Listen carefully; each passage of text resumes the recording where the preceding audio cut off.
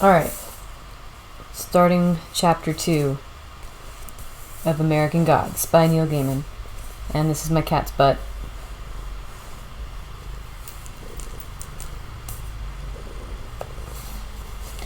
You don't get notifications. Well, that's annoying.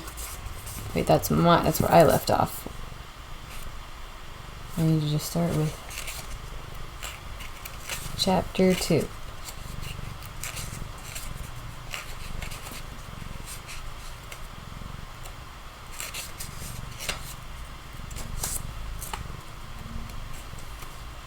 Well, actually, before, it's not really a chapter, I guess. It's, no, it is a chapter. There's like these things in between the chapters, so I'm going to start with that one. Say hi.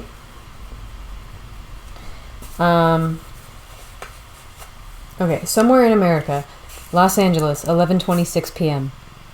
In a dark red room, the color of the walls is close to that of raw liver, is a tall woman dressed cartoonishly in too tight silk shorts, her breasts pulled up and pushed forward by the yellow blouse tied beneath them.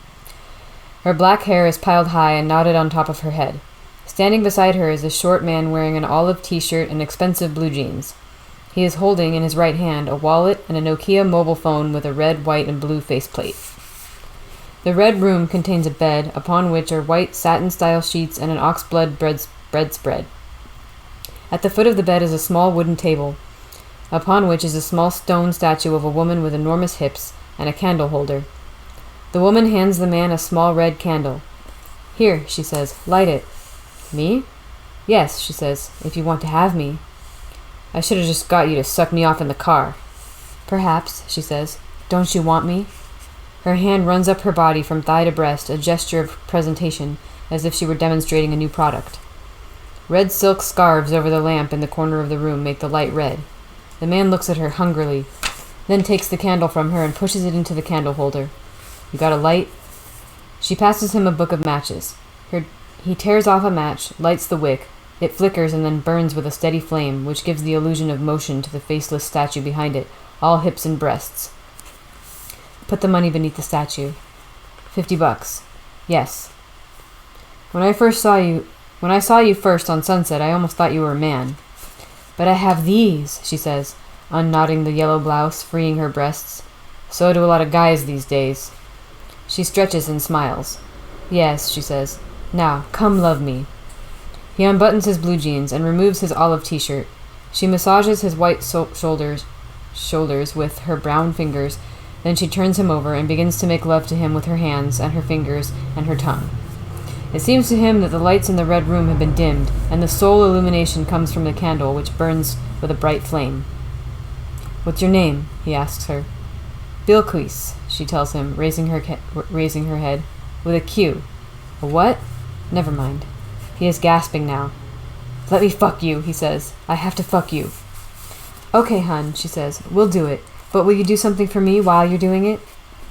"Hey," he says, suddenly tetchy. "I'm paying you, you know." She straddles him, in one smooth movement, whispering, "I know, honey, I know. You're paying me, and I mean, look at you. I should be paying you. I'm so lucky." He purses his lips, trying to show that her hooker talk is having no effect on him. He can't be taken. That she's a street whore, for Christ's sakes, while he's practically a producer, and he knows all about last-minute rip-offs, but she doesn't ask for money. Instead, she says, "Honey, while you're giving it to me, while you're pushing that big hard thing inside of me, will you worship me?" "Will I what?" She is rocking back and forth on him. The engorged head of his penis is being rubbed against the wet lips of her vulva. "Will you call me goddess? Will you pray to me? Will you worship me with your body?" He smiles. Is that what she wants? "Sure," he says. "We've all got our kinks at the end of the day." She reaches her hand between her legs and slips him inside her. Is that good, is it, goddess?" he asks, gasping. "Worship me, honey," says Bilquis, the hooker. "Yes," he says, "I worship your breast and your eyes and your cunt. I worship your thighs and your eyes and your cherry red lips." "Yes," she croons, riding him like a storm-tossed boat rides the waves. "I worship your nipples from which the milk of life flows. Your kiss is honey and your touch scorches like fire, and I worship it." His words are becoming more rhythmic now, keeping pace with the thrust and roll of their bodies. Bring me your lust in the morning, and bring me relief and your blessing in the evening. Let me walk in dark places unharmed, and let me come to you once more and sleep beside you and make love with you again. I worship you with everything that is within me, and everything inside my mind, with everywhere I've been, and my dreams, and my... He breaks off, panting for breath. What are you doing? That feels amazing. So amazing. And he looks down at his hips, at the place where the two of them conjoin. But her forefinger touches his chin and pushes his head back, so he is looking only at her face and at the ceiling once again. Keep talking, honey, she says. Don't stop. Doesn't it feel good? It feels better than anything has ever felt, he tells her, meaning it as he says it. Your eyes are stars, burning in the firmament, and your lips are gentle waves that lick the sand, and I worship them. And now he's thrusting deeper and deeper inside her. He feels electric, as if his whole lower body has become sexually charged, priapic, engorged, blissful. Bring me your gift, he mutters, no longer knowing what he is saying. Your one true gift, and make me always this, always so. I pray, And then the pleasure crests into orgasm, blasting his mind into void, his head and self and entire beingness a perfect blank as he thrusts deeper into her and deeper still. Eyes closed, spasming, he luxuriates in the moment, and then he feels a lurch, and it seems to him that he is hanging head down, although the pleasure continues. He opens his eyes. He thinks, grasping for a thought and reason again, of birth, and wonders without fear, in a moment of perfect post-coital clarity, whether what he sees is some kind of illusion. This is what he sees.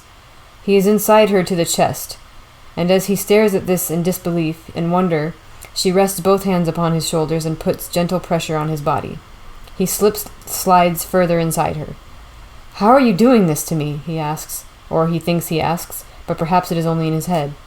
You're doing it, honey, she whispers. He feels the lips of her vulva tight around his upper chest and back, constricting and enveloping him. He wonders what this would look like to somebody watching them. He wonders why he is not scared. And then he knows. I worship you with my body, he whispers as she pushes him inside her. Her labia pulls slickly across his face and his eyes slip into darkness. She stretches on the bed like a huge cat, and then she yawns. Yes, she says, you do. The Nokia phone plays a high electrical transposition of the Ode to Joy. She picks it up and thumbs a key and puts the telephone to her ear. Her belly is flat, her labia small and closed.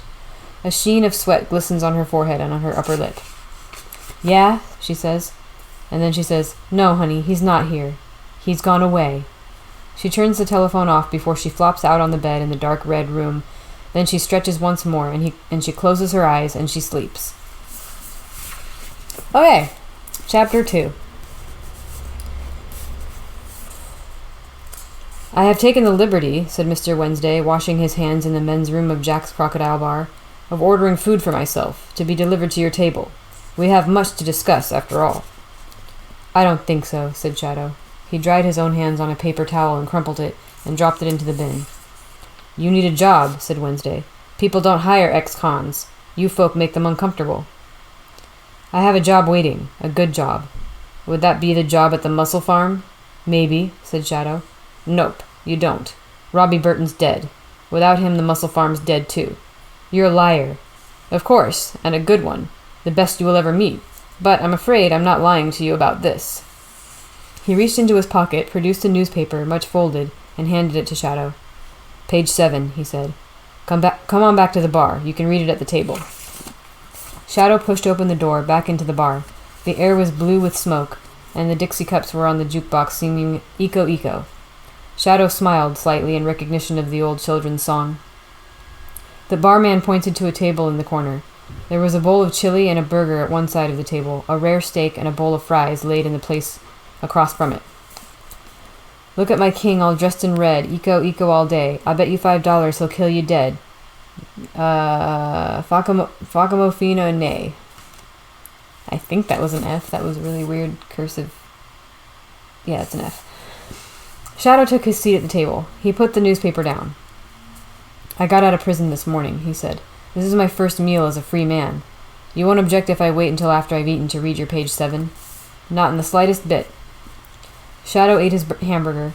It was better than prison hamburgers. The chili was good, but he decided after a couple of mouthfuls, not the best in the state. Laura made a great chili. She used lean-cut meat, dark kidney beans, carrots cut small, a bottle or so of dark beer, and freshly sliced hot peppers. She would let the chili cook for a while, then add red wine, lemon juice, and a pinch of fresh dill, and finally, measure out and add her chili powders. On more than one occasion, Shadow had tried to get her to show him how she made it. He would watch everything she did, from slicing the onions and dropping them into the olive oil at the bottom of the pot on. He had even written down the sequence of events, ingredient by ingredient, and he had once made Laura's chili for himself on a weekend when she had been out of town. It had tasted okay. It was certainly edible, and he ate it, but it had not been Laura's chili.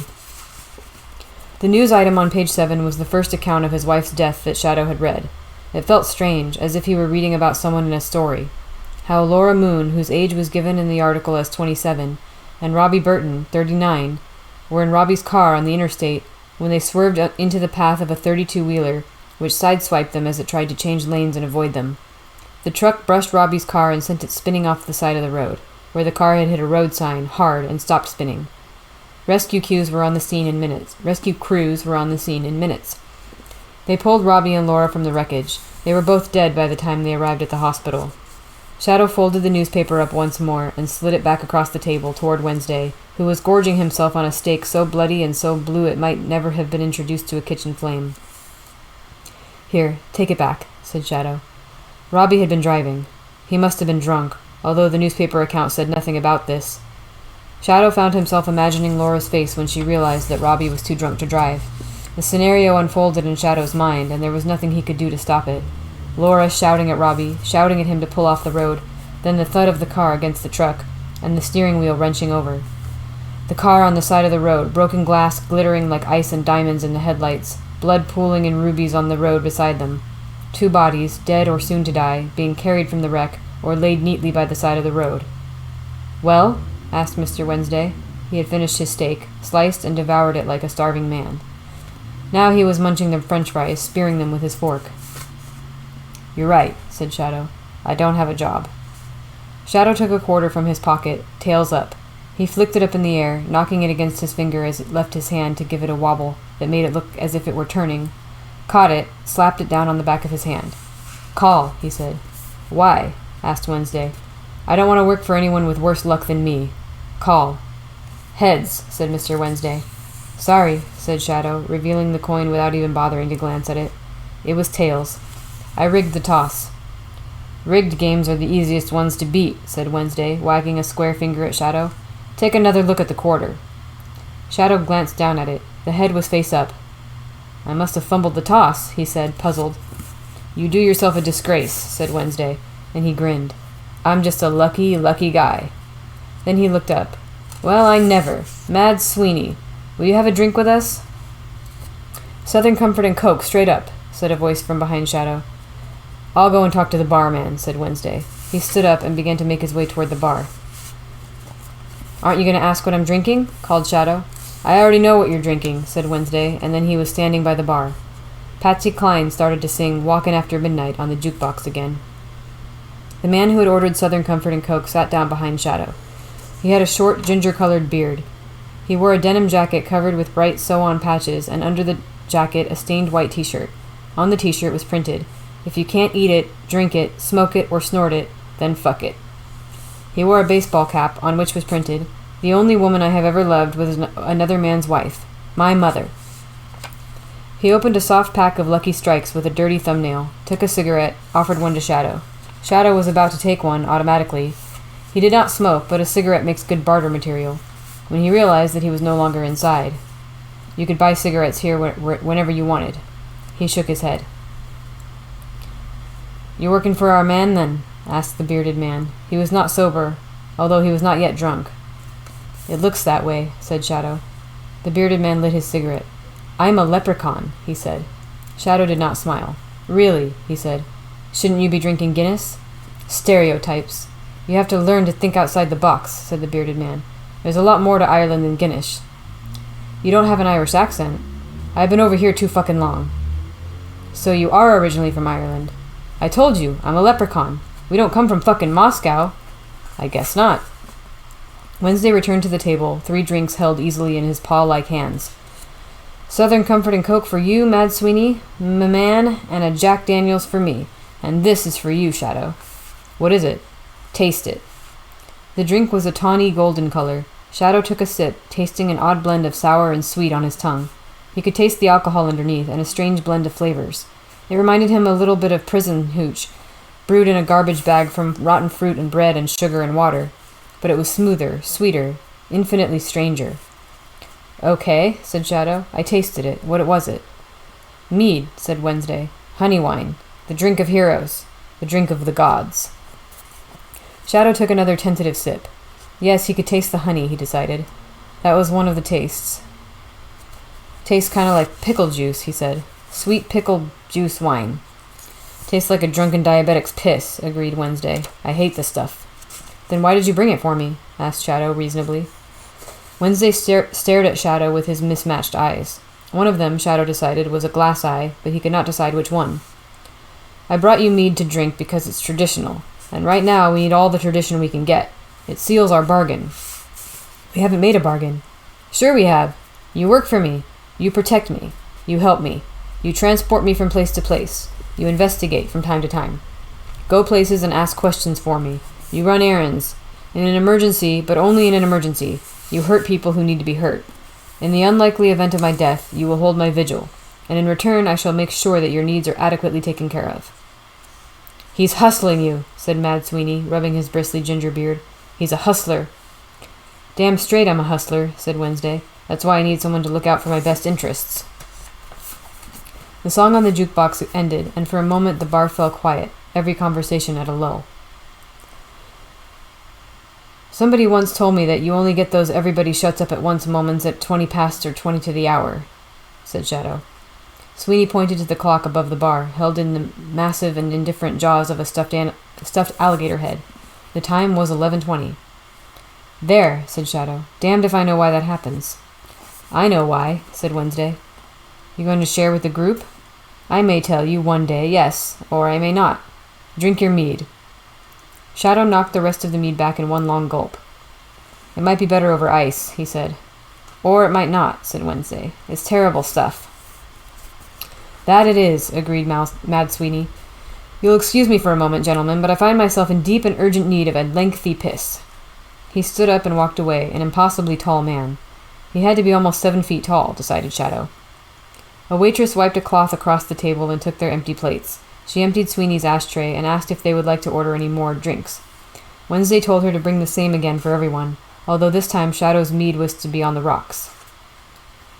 Anyway, said Wednesday, that's what I need of you, if you're working for me, which of course you are. That's what you want, said Shadow. Would you like to know what I want? Nothing could make me happier. The waitress brought the drink. Shadow sipped his mead on the rocks. The ice did not help. If anything, it sharpened the sourness and made the taste linger in the mouth after the mead was swallowed. However, Shadow consoled himself, it did not taste particularly alcoholic. He was not ready to be drunk. Not yet. He took a deep breath. Okay, said Shadow. My life, which for 3 years has been a long way from being the greatest life there has ever been, just took a distinct and sudden turn for the worse. Now there are a few things I need to do. I want to go to Laura's funeral.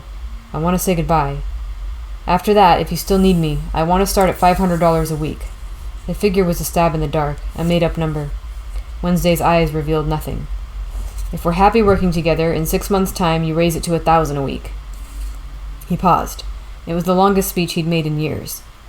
You say you may need people to be hurt. Well, I'll hurt people if they're trying to hurt you, but I don't hurt people for fun or for profit. I won't go back to prison. Once was enough. You won't have to, said Wednesday. No, said Shadow. I won't. He finished the last of the mead. He wondered suddenly, somewhere in the back of his head, whether the mead was responsible for loosening his tongue.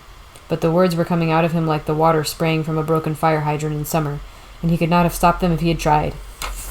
I don't like you, Mr. Wednesday, or whatever your real name may be. We are not friends. I don't know how you got off that plane without me seeing you, or how you trailed me here, but I'm impressed. You have class, and I'm at a loose end right now. You should know that when we're done, I'll be gone. And if you piss me off, I'll be gone too. Until then, I'll work for you. Wednesday grinned. His smiles were strange things, Shadow decided. They contained no shred of humor, no happiness, no mirth. Wednesday looked like he had learned to smile from a manual. Very good, he said. Then we have a compact, and we are agreed. "What the hell?" said Shadow. Across the room, Mad Sweeney was feeding quarters into the jukebox. Wednesday spat in his hand and extended it. Shadow shrugged. He spat in his own palm. They clasped hands. Wednesday began to squeeze. Shadow squeezed back. After a few seconds, his hand began to hurt. Wednesday held the grip for another half-minute, then he let go. "Good," he said. "Good, very good." He smiled, a brief flash, and Shadow wondered if there had been real humor in that smile. Actual pleasure. "So one last glass of evil, vile fucking mead to seal our deal, and then we are done." "It'll be a Southern Comfort and a Coke for me," said Sweeney, lurching back from the jukebox.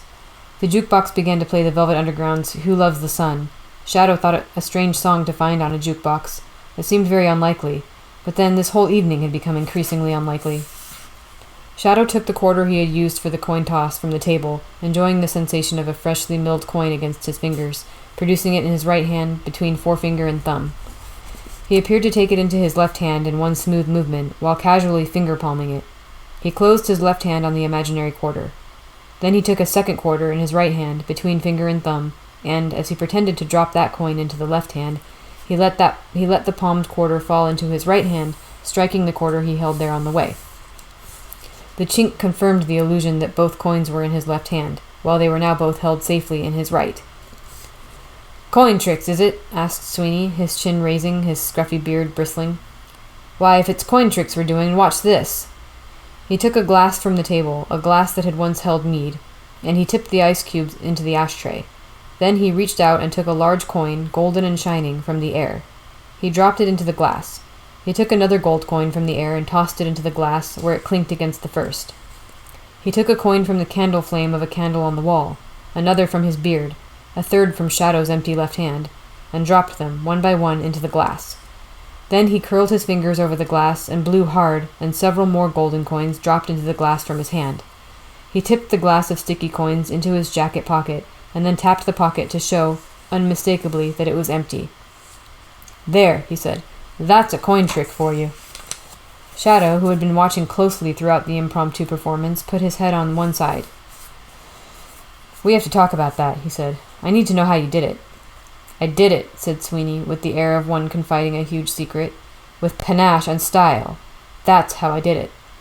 He laughed silently, rocking on his heels, his gappy teeth bared. "Yes," said Shadow, "that is how you did it. You've got to teach me. All the ways of doing the miser's dream that I've read about, you'd be hiding the coins in the hand that holds the glass and dropping them in while you produce and vanish the coin in your right hand." Sounds like a hell of a lot of work to me," said Mad Sweeney. "It's easier just to pick them out of the air." He picked up his half-finished Southern Comfort and Coke, looked at it, and put it down on the table. Wednesday stared at both of them as if he had just discovered new and previously unimagined life forms. Then he said, "Mead for you, Shadow. I'll stick with Mr. Jack Daniels, and for the freeloading Irishman?" "A bottled beer, something dark for preference," said Sweeney. "Freeloader, is it?" He picked up what was left of his drink and raised it to Wednesday in a toast. "May the storm pass over us and leave us hale and unharmed," he said, and knocked the drink back. "A fine toast," said Wednesday, "but it won't." Another mead was placed in front of Shadow.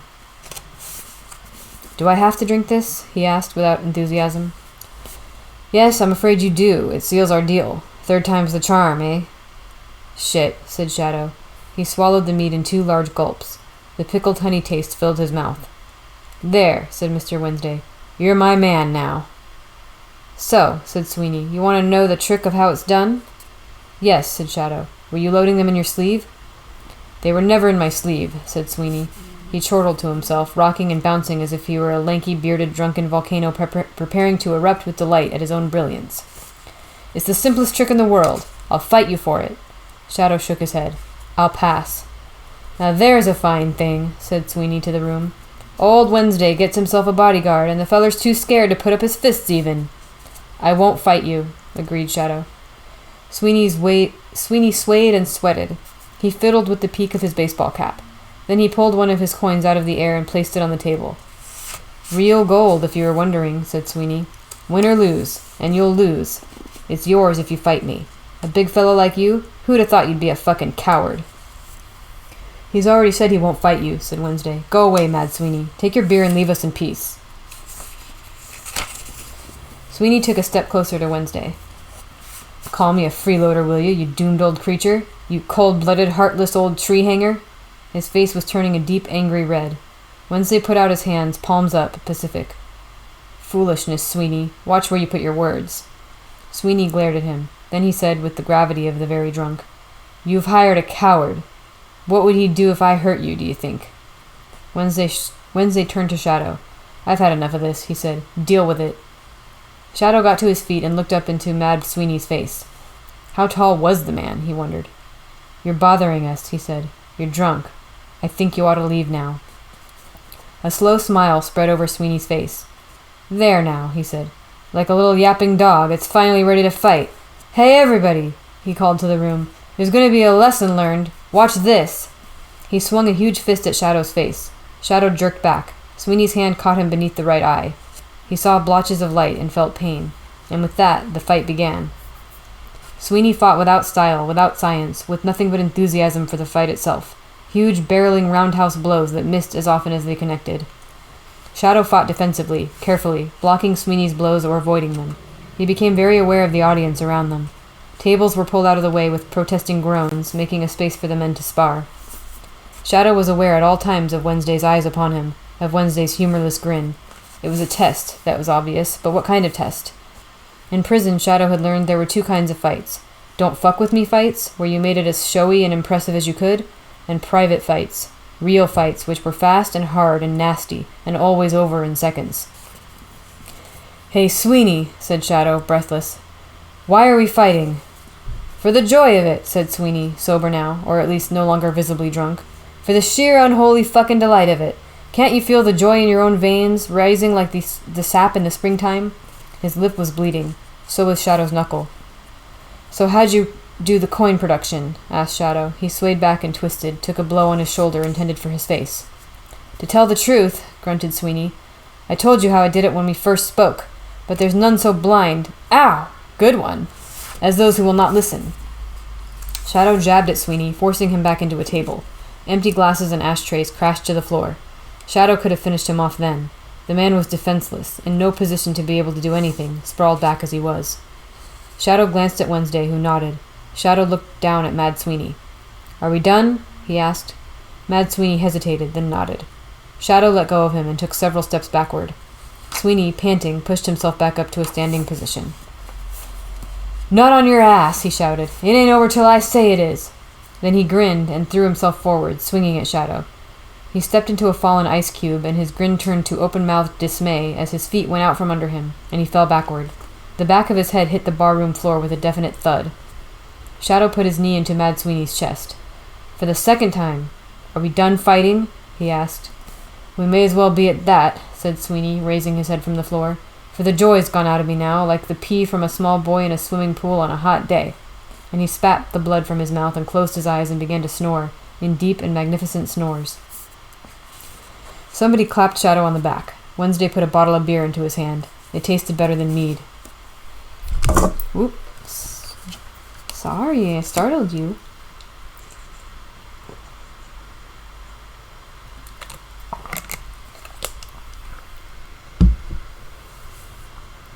Shadow woke up stretched out in the back of a sedan car. The morning sun was dazzling and his head hurt. He sat up awkwardly, rubbing his eyes. Wednesday was driving. He was humming tunelessly as he drove. He had a paper cup of coffee in the cup holder. They were heading along what looked like an interstate highway, with the cruise control set to an even 65. The passenger seat was empty. How are you feeling this fine morning? Asked Wednesday without turning around. What happened to my car? Asked Shadow. It was a rental. Mad Sweeney took it back for you. It was part of the deal the two of you cut last night. Deal? After the fight. Fight? He put one hand up and rubbed his cheek. Then he winced. Yes, there had been a fight. He remembered a tall man with a ginger beard and the cheering and whooping of an appreciative audience. Who won? You don't remember, eh? Wednesday chuckled. Not so you'd notice, said Shadow. Conversations from the night before began to jostle in his head uncomfortably.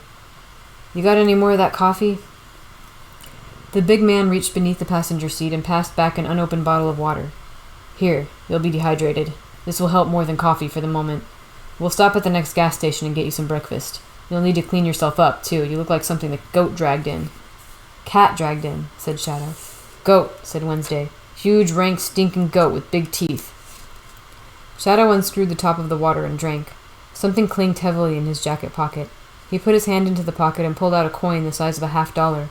It was heavy, and a deep yellow in color. It was also slightly sticky. Shadow palmed it in his right hand, classic palm, then produced it from between his third and fourth fingers. He front-palmed it, holding it between his first and his little finger, so it was invisible from behind, then slipped his two middle fingers under it, pivoting it smoothly into a back palm. Finally, he dropped the coin back into his left hand, and he placed it into his pocket. "What the hell was I drinking last night?" asked Shadow. The events of the night were crowding around him now, without shape, without sense, but he knew they were there. Mr. Wednesday spotted an exit sign promising a gas station, and he gunned the engine. "You don't remember?" "No." "You were drinking mead," said Wednesday. He grinned a huge grin. "Mead." "Yes." Shadow leaned back in the seat and sucked down water from the bottle and let the night before wash over him. Most of it he remembered. Some of it he didn't. In the gas station, Shadow bought a clean-you-up kit, which contained a razor, a packet of shaving cream, a comb, and a disposable toothbrush packed with a tiny tube of toothpaste. Then he walked into the men's restroom and looked at himself in the mirror. He had a bruise under one eye. When he prodded it, experimentally, with one finger, he found it hurt deeply, and a swollen lower lip. His hair was a tangle, and he looked as if he had spent the first half of last night fighting and then the rest of the night fast asleep, fully dressed, in the back seat of a car. Tinny music played in the background. It took him some moments to identify it as the Beatles' "Fool on the Hill." Shadow washed his face with the restroom's liquid soap, then he lathered his face and shaved. He wet his hair and combed it back. He brushed his teeth. Then he washed the last traces of the soap and the toothpaste from his face with lukewarm water. Stared back at his reflection. Clean-shaven, but his eyes were still red and puffy. He looked older than he remembered. He wondered what Laura would say when she saw him, and then he remembered that Laura wouldn't say anything ever again, and he saw his face in the mirror tremble, but only for a moment. He went out. "They look like shit," said Shadow. "Of course you do," agreed Wednesday. Wednesday took an assortment of snack food up to the cash register and paid for that and their gas, changing his mind twice about whether he was doing it with plastic or with cash, to the irritation of the gum-chewing young lady behind the till. Shadow watched as Wednesday became increasingly flustered and apologetic. He seemed very old suddenly. The girl gave him his cash back and put the purchase on the card, and then gave him the card receipt and took the cash, then returned the cash and took a different card. Wednesday was obviously on the verge of tears, an old man made helpless by the implacable plastic march of the modern world. Shadow checked out the payphone. An out-of-order sign hung on it. They walked out of the warm gas station, and their breath steamed in the air. "You want me to drive?" asked Shadow. "Hell no," said Wednesday. The freeway slipped past them, browning grass meadows on each side of them. The trees were leafless and dead. Two black birds stared at them from a telegraph wire. "Hey, Wednesday." "What?" "The way I saw it in there, you never paid for the gas." "Oh?" "The way I saw it, she wound up paying you for the privilege of having you in her gas station. You think she's figured it out yet?" "She never will." "So what are you, a two-bit con artist?" Wednesday nodded. "Yes," he said, "I suppose I am.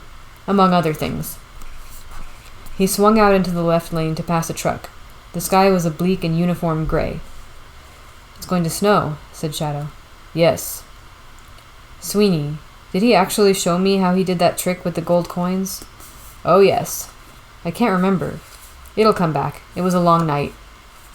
Several small snowflakes brushed the windshield, melting in seconds.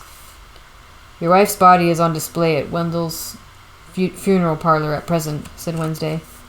"Then after lunch they will take her from there to the graveyard for the interment." "How do you know?" "I called ahead while you were in the John. You know where Wendell's funeral parlor is?" Shadow nodded. The snowflakes whirled and dizzied in front of them. "This is our exit," said Shadow. The car stole off the interstate and past the cluster of motels to the north of Eagle Point. 3 years had passed. Yes, the Super 8 motel had gone, torn down. In its place was a Wendy's. There were more stoplights, unfamiliar storefronts. They drove downtown. Shadow asked Wednesday to slow as they drove past the mussel farm. "Closed indefinitely," said the hand-lettered sign on the door, "due to bereavement." Left on Main Street, past a new tattoo parlor and the Armed Forces Recruitment Center, then the Burger King, and, familiar and unchanged, Olson's drugstore, and at last the yellow brick facade of Wendell's funeral parlor. A neon sign in the front window said House of Rest. Blank tombstones stood unchristened and uncarved in the window beneath the sign. Wednesday pulled up in the parking lot. "Do you want me to come in?" he asked. "Not particularly." "Good."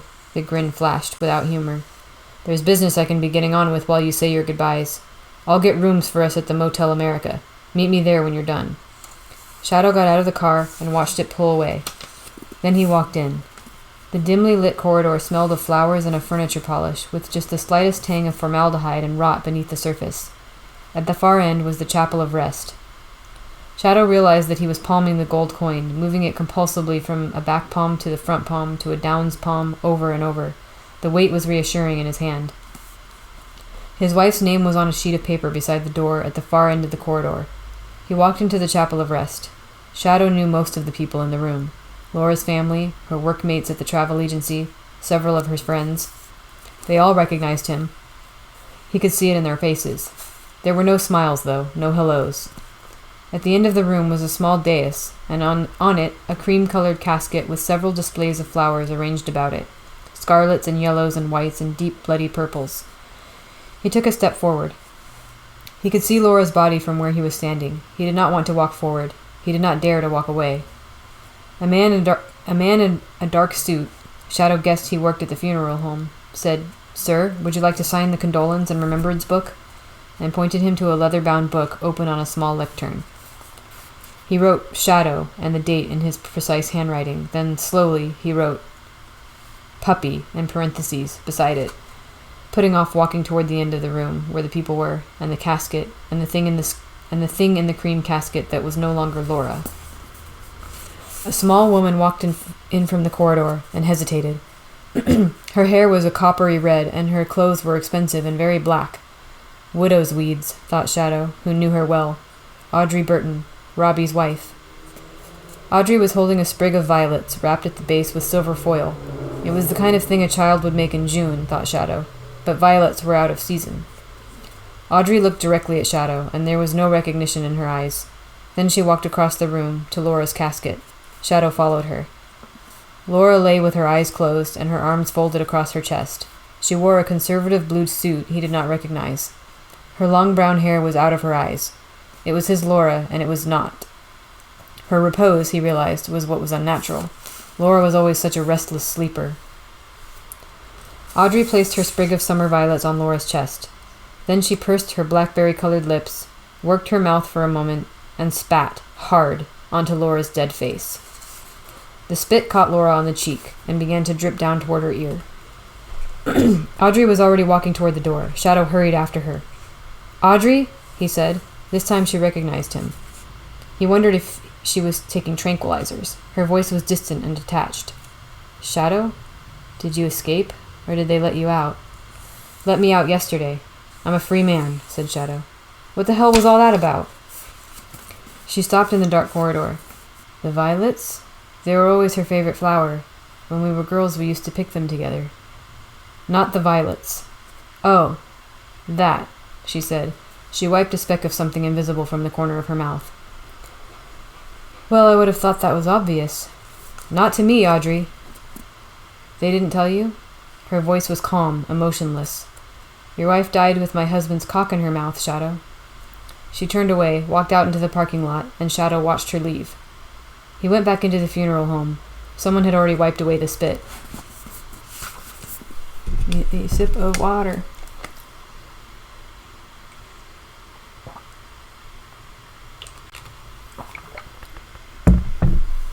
None of the people at the viewing were able to meet Shadow's eye. Those who came over and talked to him did so as little as they could, mumbled awkward commiserations, and fled. After lunch, Shadow ate at the Burger King. Was the burial. Laura's cream-colored coffin was interred in the small non-denominational cemetery on the edge of town, unfenced, a hilly woodland meadow filled with black granite and white marble headstones. He rode to the cemetery in the Wendell's hearse with Laura's mother. Mrs. McCabe seemed to feel that Laura's death was Shadow's fault. "If you'd been here," she said, "this would never have happened." I don't know why she married you. I told her. Time and again I told her. But they don't listen to their mothers, do they?" She stopped, looking more closely at Shadow's face. "Have you been fighting?" "Yes," he said. "Barbarian," she said. Then she set her mouth, raised her head so her chins quivered, and stared straight ahead of her. To Shadow's surprise, Audrey Burton was also at the funeral, standing toward the back. The short service ended. The casket was lowered into the cold ground. The people went away. "What are you doing?" Shadow did not leave. He stood there with his hands in his pockets, shivering, staring at the hole in the ground. Above him, the sky was iron gray, featureless and flat as a mirror. It continued to snow, erratically, in ghost-like, tumbling flakes. There was something he wanted to say to Laura, and he was prepared to wait until he knew what it was. The world slowly began to lose light and color. Shadow's feet were going numb, while his hands and face hurt from the cold. He burrowed his hands into his pockets for warmth, and his fingers closed about the gold coin. He walked over to the grave. "This is for you," he said. Several shovels of earth had been emptied onto the casket, but the hole was far from full. He threw the gold coin into the grave with Laura. Then he pushed more earth into the hole to hide the coin from acquisitive gravediggers. He brushed the earth from his hands and said, "Good night, Laura." Then he said, "I'm sorry." He turned his face toward the lights of the town and began to walk back into Eagle Point.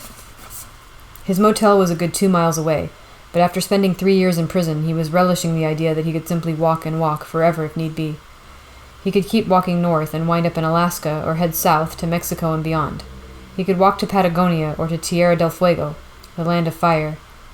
He tried to remember how it had got its name. He remembered reading as a boy of naked men crouched by fires to keep warm. A car drew up beside him. The window hummed down. "You want a lift, Shadow?" asked Audrey Burton. "No," he said, "not from you." He continued to walk. Audrey drove beside him at 3 miles an hour. Snowflakes danced in the beams of her headlights. "I thought she was my best friend," said Audrey. "We'd talk every day. When Robbie and I had a fight, she'd be the first one to know. We'd go down to Chi-Chi's for margaritas and to talk about what scum pots men can be. And all the time, she was fucking him behind my back. Please go away, Audrey." "I just want you to know I had a good reason for what I did." He said nothing. "Hey!" she shouted. "Hey! I'm talking to you!" Shadow turned. "I'm not yelling at you, kitty. I'm sorry." Shadow turned. "Do you want me to tell you that you were right when you spit in Laura's face? Do you want me to say it didn't hurt? Or that what you told me made me hate her more than I miss her? It's not going to happen, Audrey." She drove beside him for another minute, not saying anything. Then she said, "So, how was prison, Shadow?" "It was fine," said Shadow. "You would have felt right at home." She put her foot down on the gas then, making the engine roar, and drove on and away. With the headlights gone, the world was dark. Twilight faded into night. Shadow kept expecting the act of walking to warm him, to spread warmth through his icy hands and feet. It didn't happen. Back in prison, low-key Lysmith had once referred to the little prison cemetery out behind the infirmary as the Bone Orchard, and the image had taken root in Shadow's mind. That night he had dreamed of an orchard under the moonlight, of skeletal white trees, their branches ending in bony hands, their roots going deep down into the graves.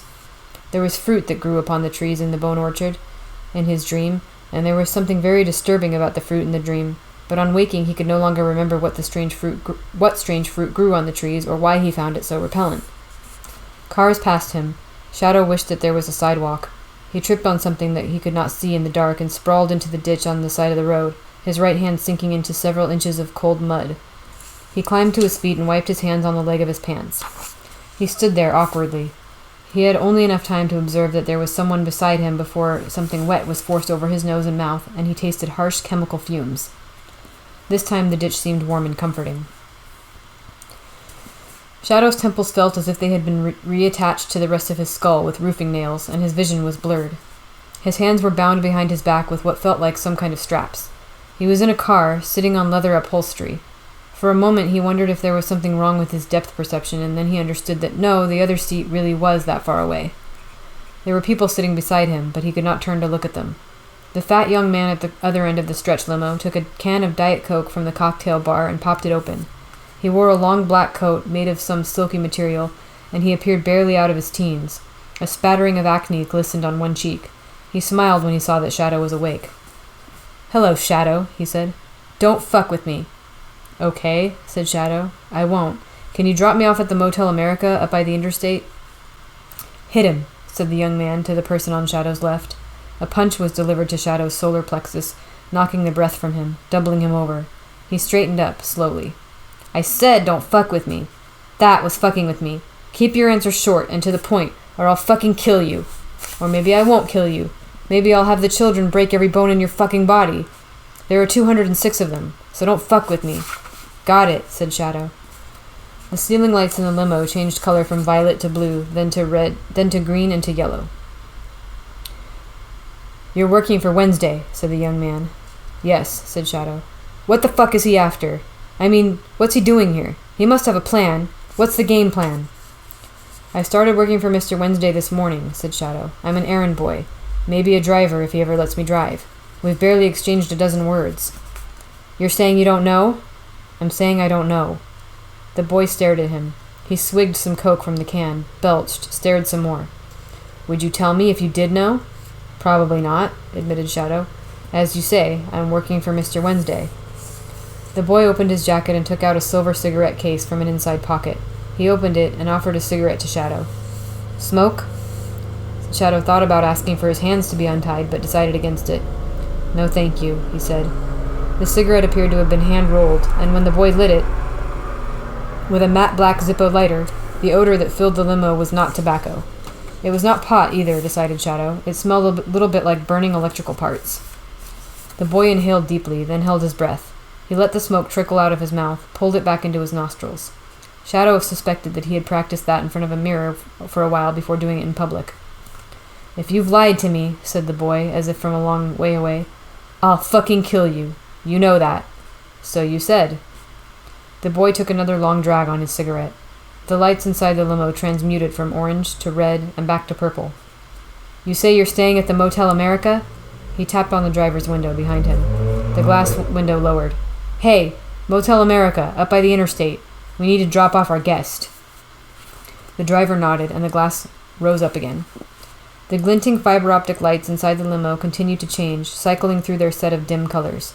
It seemed to Shadow that the boy's eyes were glinting too, the green of an antique computer monitor.